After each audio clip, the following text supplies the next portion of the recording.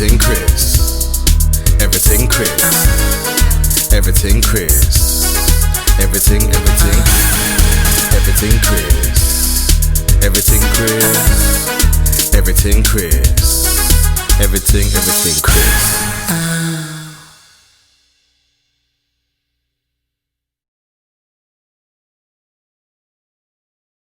Oh, there we go. All right. Yeah, finally got there. We got there. I don't know what it was. It just all of a sudden clicked on. So You've been now, man. It's all right, man. We still got there in the end, people. We're here, people. we've had loads of problems with internet around this way today. Been trying to get it sorted out, but I'm on my data now, so it should be okay. What's your location?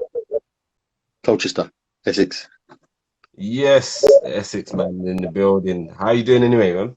Good, thanks. Yeah, well, good All now. right. I've got this. How you been dealing with the quarantine? Okay, I went.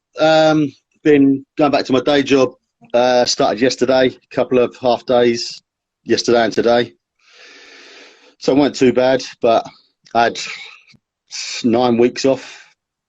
Which actually, to be fair, helped with a lot of the big dog stuff because had a lot of time to connect with people and, you know, like Rebound and Always Balling. Obviously yourself, Gary Maitland, obviously speaking to later on. And a few others, you know, and it's been really good to talk to them guys. You know, Ashley Hamilton, obviously you had on your show a couple of weeks ago, a week ago. He's been really good and been speaking to him, all to do with like man. You know, Instagram posts and things like that. It's been really useful. It's been really good. Yeah, I think Ashley's been really great. I liked his I'm liking his content that he's sharing, and it's helped me a lot. I learned a lot really from him and what he's been doing and what he's been putting up and just speaking to him. You know, it's been really good. Good as well. He lets you see things, helps you to see things from a different perspective. So it's just like with doing your bio and with this messaging people, and you know, it helps you see things from a different perspective. Everyone can tell you what to do. It's all about how you send a message. I think how we send a message is helping us a lot, helping me a lot anyway. Yeah, he's helped me. I mean, massively. He probably doesn't know, but he's helped me out massively. You know, with some of the content we're putting up. You know, getting others involved more than anything has been the main thing. You know, because I think people can be so fixated on their brand and their product and what they're doing that they miss out on, you know, what other people are trying to do. And actually, if you help other people, they're going to help you. You know, especially with advertising and things, you know, and getting I learned that from him. Yeah, I learned that from him as well. Like just even this little thing, like you said, sharing and commenting on people's pages, and he said it does a lot for yourself. It promotes yourself as well, in ways you don't really realize. So you just think, you know, no, I'm not going to comment, but if you do, people will see it, you know. So it's good. Yeah, it's good. It's good. Rebound. Oh, yes, Rebound. All right. So where's it you grew up then? Is it Colchester you grew up then? Essex? Grew up Essex, Colchester. I've been there my whole life, really. Moved away to Norwich for a year and worked in bars and clubs. And oh, well, I've been there before. yeah, it's a good night out. I go back regularly to visit mates and that, but that's really where I've learned like the promotion side of things, and you know, the music and the promotion and the DJing and things like that, all from sort of working out in Norwich and big crowds and big city. Yeah. No, I worked in a nightclub in Leeds, so anyone knows, Ellie might know, she's here. Leeds is one of those nightlifes, man. It's a messy. It can be a messy one. Yeah. So before 10 o'clock, you got like a lot of people drunk before they can get in the club. So I know about the nightclubs life. So that's one thing. Well, that's really where I started. Bars and clubs was something that I did for about 15 plus years. Working as manager and promotions manager in different bars and clubs, and that's where like Big Dog come from, really, like the music side, the music background, the entertainment and the promotion. That's really where it will come from. No worries. That's dope. That's good, man. And then when did you kind of get attached to basketball? When did you fall in love with the game, sport? Well, actually, my mum's a netballer and has been for Yeah, a long, long time, and coaching netball. And I started going to netball games and started shooting, obviously, in the netball rings. yeah. And then, obviously, when I went to senior school, I started playing basketball and realised I was half decent at basketball because of my netball skills. But Yeah, helps. yeah, so the two really come together. Other than I just practiced hard on my dribbling and went from there. Okay, okay. And then what was your first basketball experience? Do you remember? Talk us through that one. Yeah, actually, I played for the school, and this is my first basketball memory. I was playing for the school, and I tried to throw a one-handed sort of hook pass across court, and it Yeah. caught one of my own guys in the face and put him out for the rest of the game. That's my memory, but but that's my first memory. My best memory, Yeah. our best earliest memory is probably playing for Highwood Oaks, a local league team who were full of ex-National League, ex-national players. Yeah. My first coach was Graham Brown, as a school teacher, and he really sort of put me in. I was 15, put me in the men's team, and just let me sort of run with it really. And that's my sort of first memory of proper team men's basketball, was at the age of about 15. I mean, the guys now, they've got teams under 16s, under 18s, teams that they can play in. Back then we didn't. We were either too young or you was in a men's team, and that was it really. That was it. Men's team. Yeah, and getting beaten up by them. In bullies, isn't it? Yeah. So that was your playing career, was mainly locally then? So mainly local league. I've had a few games under 20s, under 21s, National League for Colchester Alliance. I think it only lasted about a season. And then really my passion has just been playing local league, but organising the local league setup to give players or guys that are not at the elite standard a chance to be able to play. Okay. So even up till now, I have a Sunday morning session that caters for everybody and anybody that wants to come and play basketball. Just a scrimmage session that everybody can just come along and run up and down. You don't have to be elite to join in. It's just a case of you love the game, you can come and play. That's good, man. And how's that been like, just getting anyone and everyone to play, man? It's been good. I mean, it really started taking off just before the lockdown, and I'm hoping when it's back up again, it'll when we're reopened, that we can go back up there and play again. And I've got a lot of things, big up the Sunday scrims.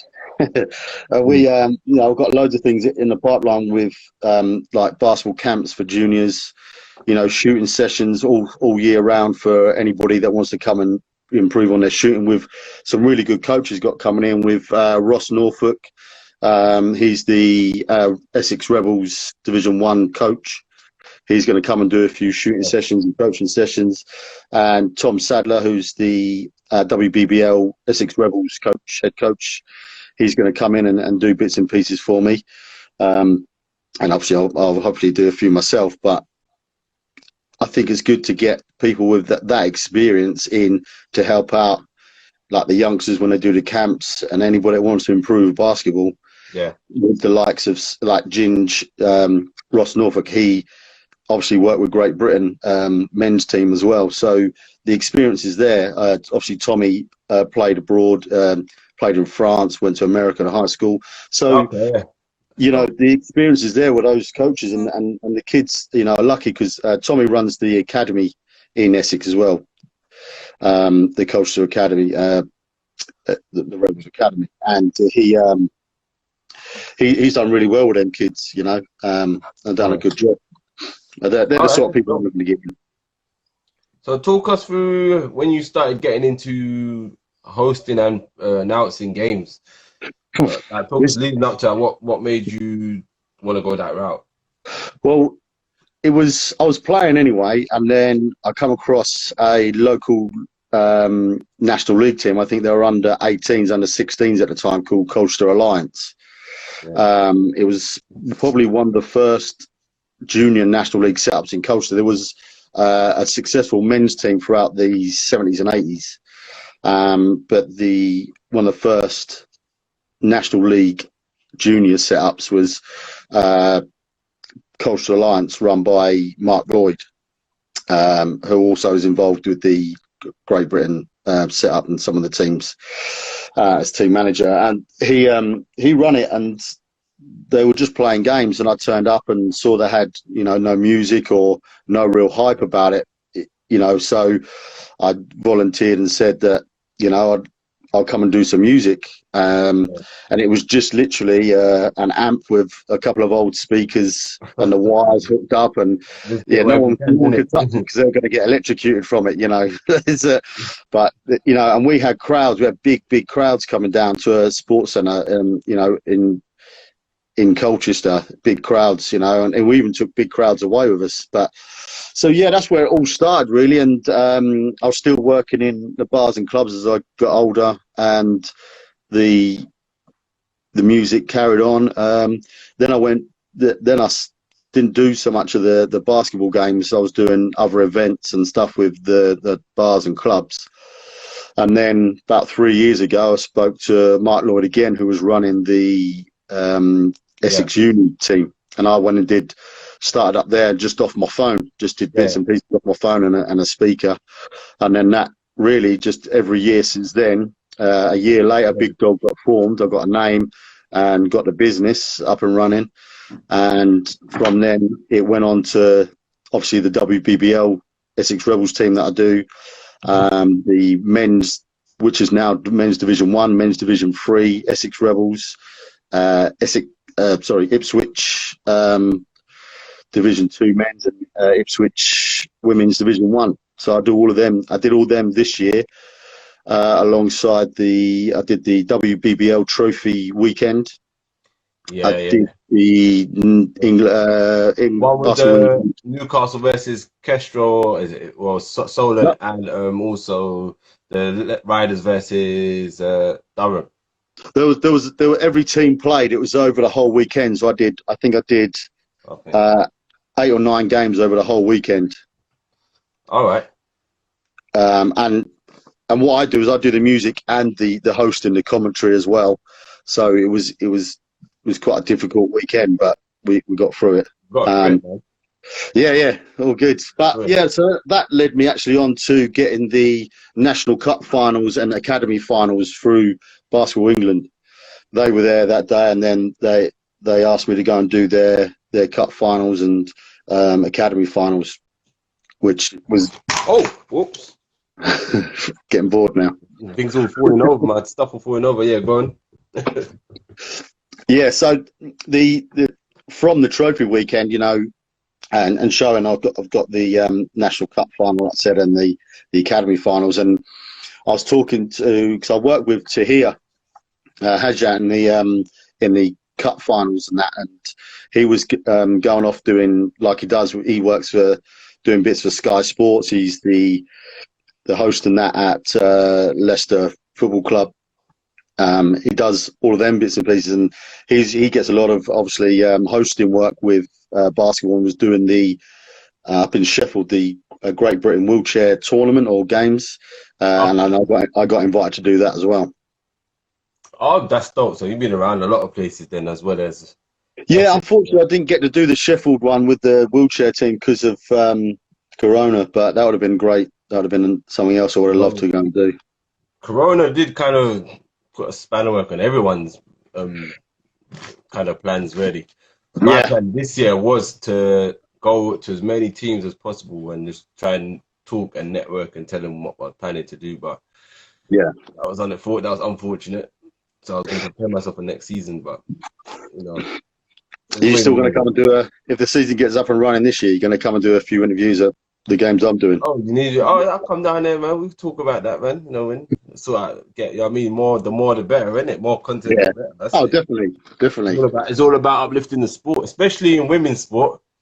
Oh, Especially women's yeah. basketball. And I was having this conversation with someone else today about it. I feel like they need a lot more attention as well as English basketball on a whole. And it's hard for them in this country that they're not. It's hard enough that women are not getting enough attention, and on top of it, in a country where basketball's not respected as much, it's even harder for them. So it's definitely something I would definitely love to push women's basketball. I think at the end of the day, with women's basketball, we just got to appreciate women for who they are. They're not Russell Westbrooks. They're not Yeah. Russell Westbrooks. They're not James Hardens. They're not the LeBron Jameses. They're women. They're structured different. So we have to accept the fact that these women can play basketball. They know the sport. They play it different to what we play. So we appreciate them for that. Yeah, I've been obviously to a few games at Essex Uni for the Rebels, and seen some really, really good games. And it's, you know, we won the Game Day Entertainment Award for National League this year, and we do the same thing for the WBBL games. And it's really, really good day out for everybody to come along, you know, and watch just obviously the game, the halftime entertainment, you know, the music and everything that's going on in one day. It's not just the basketball game, you know. They make a real big show of it up in Essex, you know. Everything Chris. Everything Chris. Everything Chris. Everything Chris.